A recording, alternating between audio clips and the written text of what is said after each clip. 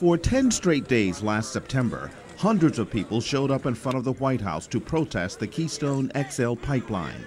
They wanted to be heard and get arrested.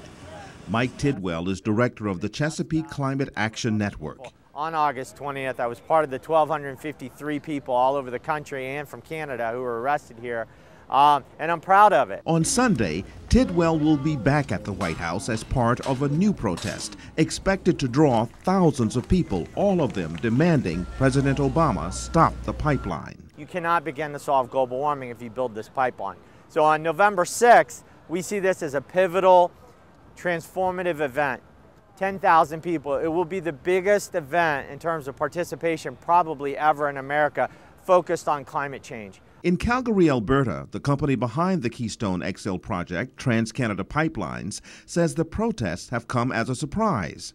Russ Girling is the company's president and CEO. We never expected to be the lightning rod for the development of the Canadian oil sands. At the end of the day, we build a conduit from A to B. Girling says Keystone XL's approval would immediately generate 20,000 new jobs for the idling American economy, plus thousands more in spin-offs. David Molino of the Laborers International Union of North America calls it a no-brainer. We've had a number of members, a lot of members, frankly, who are in foreclosure and not able to make the basic needs payments that they have in their lives.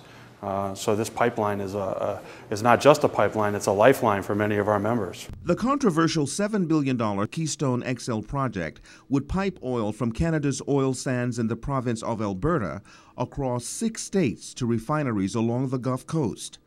To push the pipeline, the industry has taken out ads like this one. Now, just who is America's #1 supplier of imported oil? Canada, by far. And the better news? Our neighbor could supply lots more. For environmentalists, it's not just about the pipeline. They don't like the kind of oil Canada is selling. Yes, it will create jobs. Welders, pipe fitters will be employed to build this thing. But in the process, it's going to further addict America to the dirtiest petroleum fuel known to man, tar sands. Canada's oil sands, or tar sands depending on your point of view, are booming. There are 170 billion barrels of oil here. In fact, only Venezuela and Saudi Arabia have more than Canada. Oil here, though, does not flow. It's mixed up with sand and is hard to extract. Some of it is mined in massive open pits, using some of the biggest earth-moving equipment in the world. But most of Canada's oil sands are too deep to dig up, so they use steam to get it out. There are 2 different stories in the oil sands. Drew Ziegel-Gansberger is with the Canadian oil firm Cenovus. Those are the Phase C treaters, these are Phase D treaters. Phase E starts here, and then Phase FGH is back where those trucks are in the back. And eventually that'll take us over 250,000 barrels a day. This rapidly expanding oil sands operation in Alberta, called Christina Lake, is a visual victory for the industry. It looks nothing like the open pit mines. Here, pipes replace excavators and trucks. Think of them as straws in the ground. Steam is used to cook the ground, separating the oil from the sand. Then it's pumped to the surface. To get a sample, you just turn a tap. But steaming oil out of the ground creates the greatest quantity of earth-warming greenhouse gas. Critics call it the dirtiest oil on the planet. Cenovus says it's different. Obviously the visual pictures that most people associate with the oil sands can be seen as dirty oil, but for Cenovus, specifically at Christina Lake, with our steam-to-oil ratios as low as they are, we've got data, and what we're able to prove is that we're actually cleaner than most all other supplies in North America. American cars and trucks already are burning gas made from Canada's oil sands. TransCanada just wants to send more.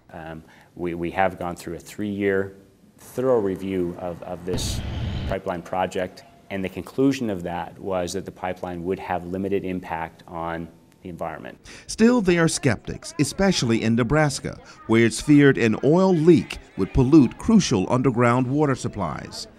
They want the pipeline rerouted, not a rerun of the BP oil disaster or last summer's oil spill in the Yellowstone River. So far, TransCanada is refusing. 8 different routes were reviewed.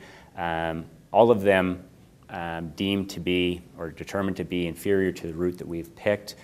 We picked the one that has the shortest distance, which means the least environmental impact, least number of landowners, the least number of river crossings. At the Canadian Embassy in Washington, Ambassador Gary Doer says getting oil from Canada simply makes sense. Oil from a reliable neighbor like Canada, a democracy like Canada, would displace Venezuelan oil and would make the United States less reliant on unstable oil from the Middle East. The Obama administration must decide whether the pipeline is in the national interest, and with environmental groups and unions split on the issue, it's clear the administration will anger supporters no matter what it decides. A decision is expected in December. Randall Pinkston, CBS News, New York.